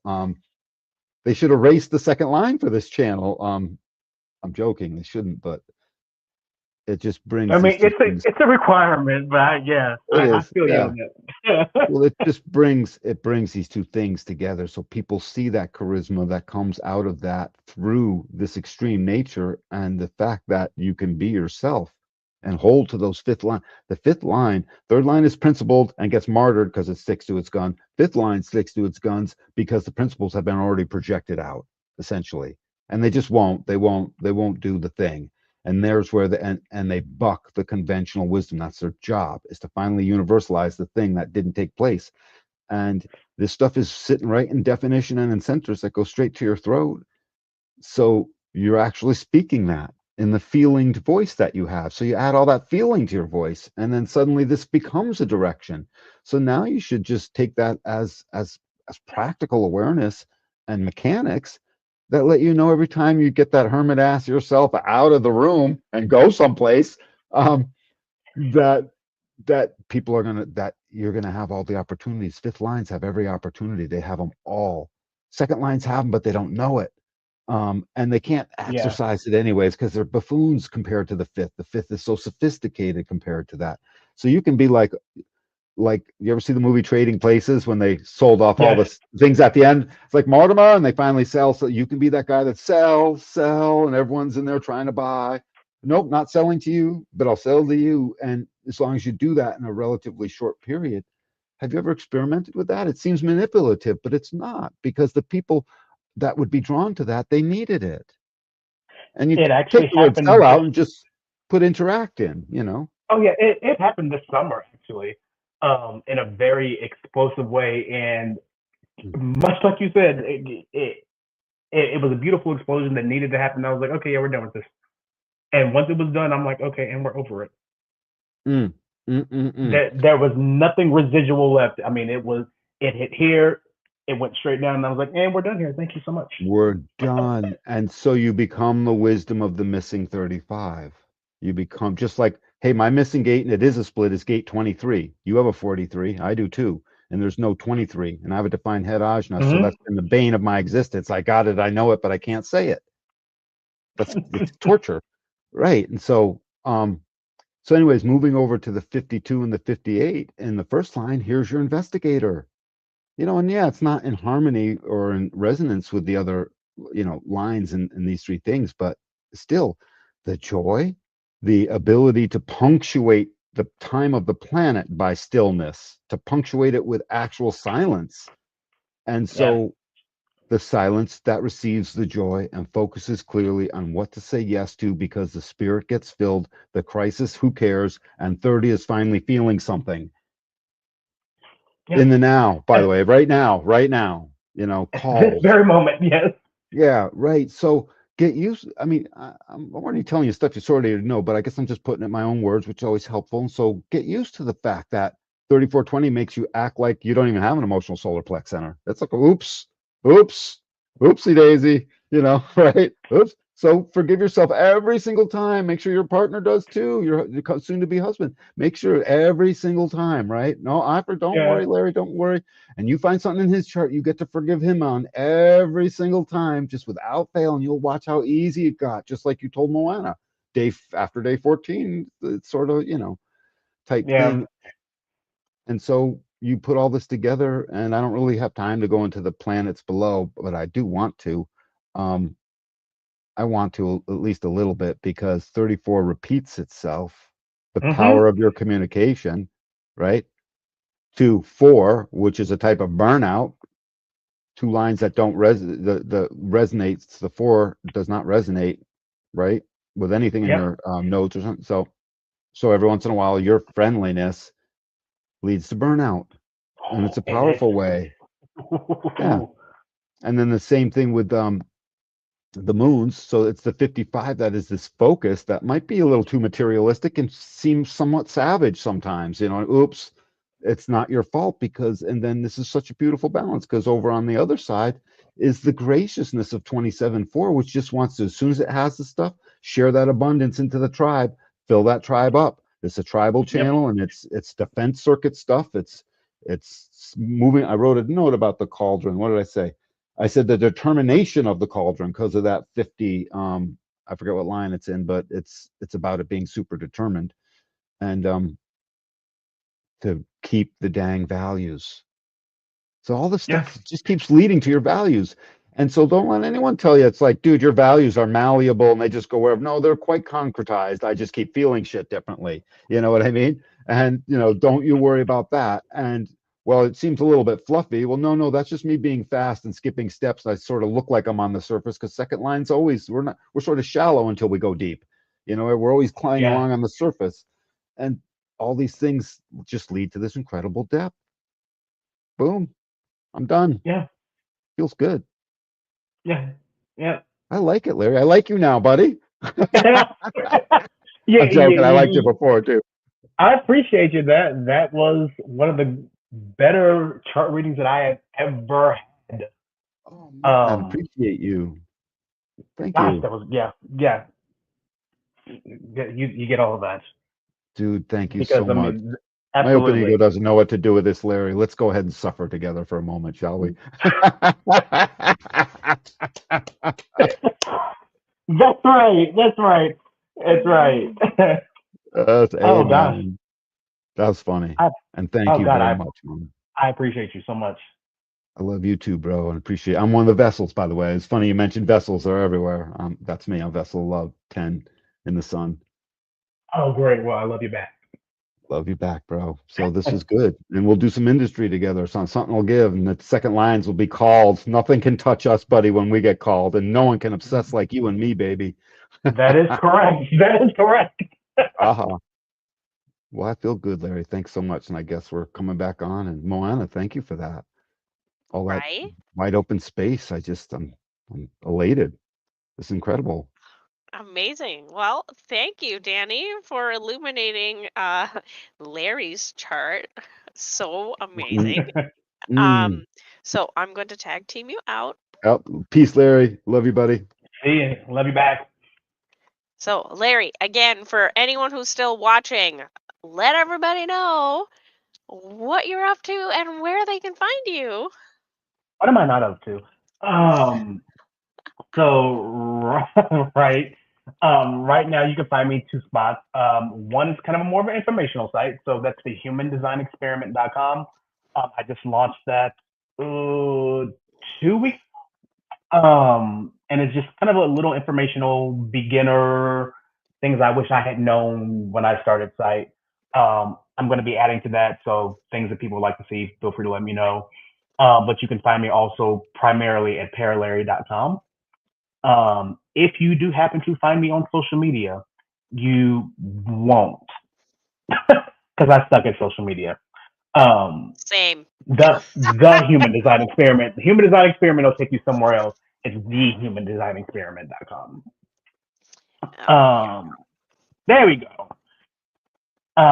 But if you find me on social media and you're like, oh my God, I sent you a message on Instagram a month ago, it's because I haven't checked Instagram. I don't care.